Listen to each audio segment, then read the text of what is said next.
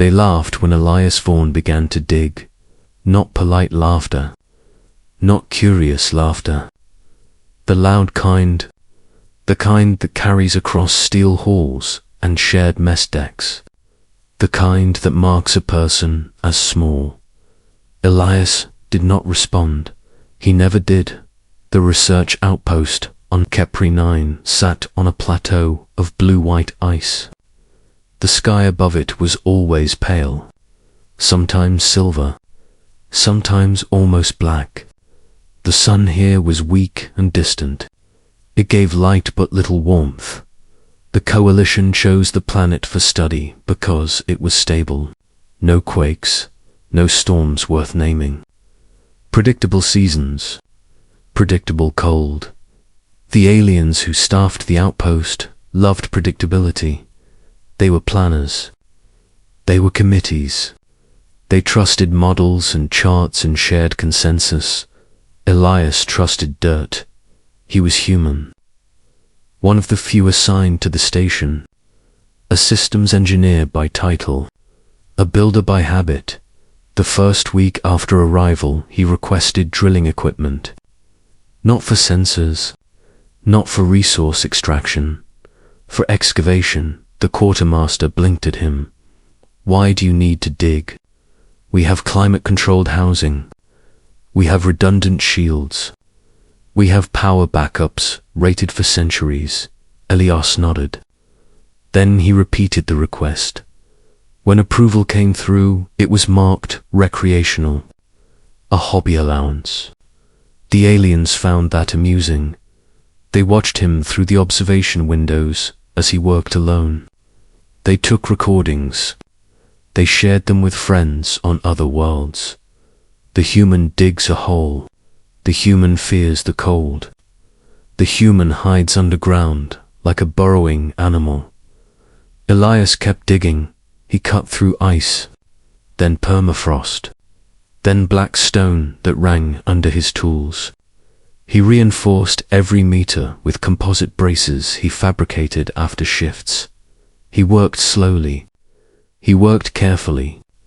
He worked like someone who expected to live there. People asked him why. He gave the same answer every time. Because the surface is a promise. The ground is a fact. They did not understand that Kepri 9 had been frozen for millions of years. The models said it would remain so. The ice sheets were stable. The star output was constant. The coalition trusted numbers, that large dot. Elias trusted history. Humans had frozen worlds too. They had trusted forecasts too. They had lost cities too. He read old data during rest cycles. Solar variance records. Gravitational interference maps. Deep mantle simulations. No one had bothered to cross-check. There was a wobble in the numbers. Small, ignored. He did not ignore it. By the third month, his shelter had levels, airlocks, thermal mass walls, passive heat traps, manual overrides for everything. The aliens visited it once. They stood at the entrance in heavy suits. They looked down the shaft. They shook their heads. This is unnecessary. This is inefficient. This is paranoia. Elias smiled politely. He sealed the hatch behind them when they left. Then he added another lock. The laughter continued until the day the sun dimmed. It was subtle, a fraction of a % drop. Barely worth an alert. The station systems compensated. The power grid adjusted. The climate regulators worked harder. The aliens congratulated themselves. Then the second drop came, and the third. Ice does not care about. Confidence. The temperature outside fell faster than expected. Cracks formed in the plateau. The ice began to sing at night. That was when Elias stopped sleeping. He moved supplies underground. Food, water, batteries, spare, filters. The aliens noticed. They asked, Questions, he answered honestly. You should prepare. This is not normal. The models are missing something. They ran more simulations. They told him not to worry. Then the star flared.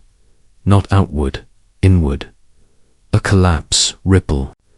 A rare stellar oscillation that pulled energy from its own surface before rebounding. The light dropped. The heat vanished. The planet responded immediately. The ice thickened.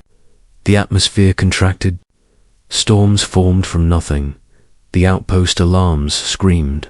The shields strained. Within hours, the surface temperature dropped beyond design limits. Metal cracked. Power conduits failed. Antennas snapped under ice load. The aliens ran through corridors in controlled panic. They sealed sections. They rerouted power. They told each other it would stabilize. Then, the main reactor tripped. A safety shutdown. Automatic. Irreversible.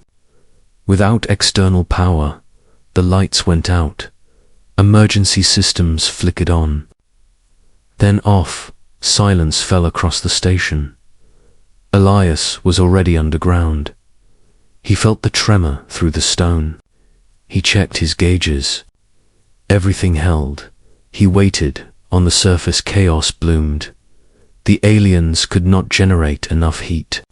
Their physiology was not built for this cold. Their shelters relied on active systems. One by one, they failed. The command staff sent a broadcast. Short range. Weak. Any unit with power, respond. Elias heard it through his relay.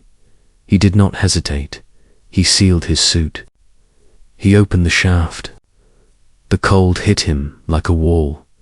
He climbed. At the station was a ruin of ice and shadow. Doors frozen shut. Windows opaque with frost. He forced open the nearest access hatch. Inside he found 3 aliens huddled together. Their skin dull. Their movements slow. They looked at him like he was a myth. He spoke calmly. Follow me. Slowly, they could barely walk. He supported them one by one. Down the shaft, into warmth. Word spread. More came. Some crawled. Some were carried. Some did not make it. Elias worked until his limbs shook. He opened his shelter to all who reached it. He did not ask for apologies. He did not remind them of laughter. He gave them blankets, heat, food. The shelter was not designed for their biology, but it was better than the surface. They survived. Days passed, then weeks. The star stabilized eventually, but the planet did not. The ice age deepened. The surface became uninhabitable. Rescue ships arrived months later. They found a dead station buried in ice. They found a living community underground. The Coalition Investigation Board asked questions. Many questions. Why did you build this? Why did you not inform command? Why were you prepared? Elias answered simply, I did inform command. You laughed. The reports circulated across systems, quietly at first, then widely. Human shelters became a topic of study. Not the technology, the mindset. Humans planned for failure as a default. They assumed systems would break. They assumed nature would surprise them. They did not trust permanence. They trusted layers, redundancy, dirt. 9 was abandoned, but the shelter remained. Years later, new explorers visited the site. They found the entrance sealed. A simple plaque above it. It read, The ground remembers. Build where memory lasts. No one laughed at humans digging after that, on frozen worlds and burning ones, and quiet, empty rocks. When humans began to excavate, the others paid attention. because somewhere in the ice of Kepri 9, the planet had proved him right. Asterisk.